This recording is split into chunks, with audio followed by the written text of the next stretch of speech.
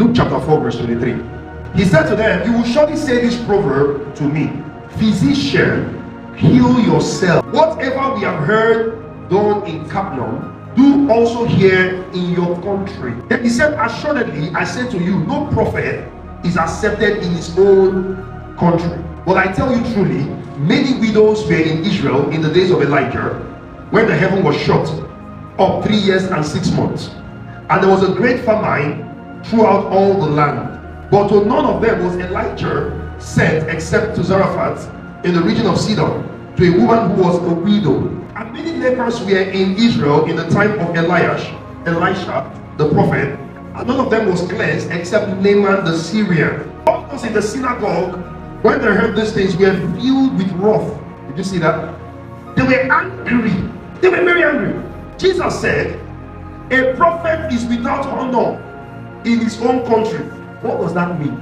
Why is a prophet without honor in his own country?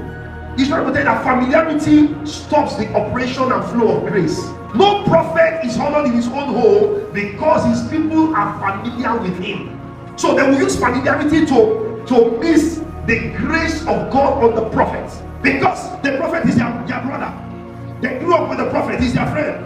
Now if you read the statement before that one, when Jesus finished talking about the calling of God on his life, they say, what kind of gracious words are these flowing through the mouth of Jesus?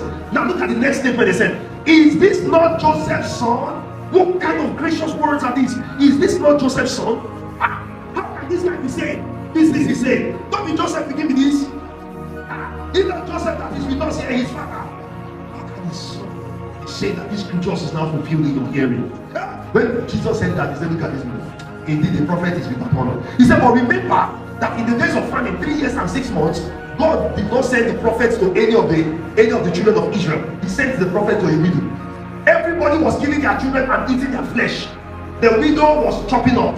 God had the power to prosper the widow, but he did not use that power to prosper Israel, because Israel was familiar with the prophets. Familiarity breeds contempt. Familiarity breeds contempt. I know now. We tend to lose the power of the blessing when we become too familiar with the vessel God is using to bless us. When we become too familiar with the vessel God sends to us.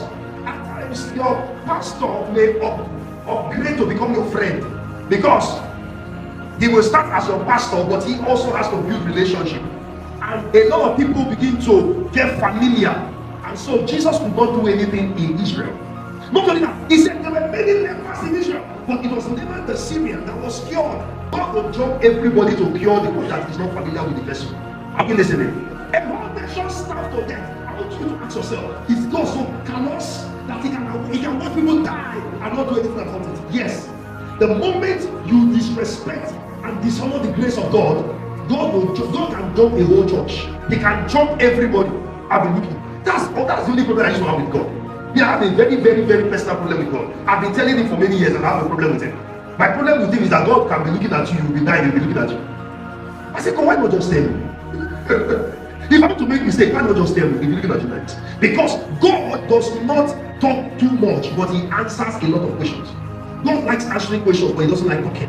God used to talk to those, God used to answer those who ask him questions. If you don't ask God a question, he'll be looking at you. He can be looking at you. Everything will scatter around you, God will just be looking. Until you say, Father, why is this thing happening? He said, now you have landed it. I will tell you. God does not send us the prophetic word that changes our life unless our honor precedes us.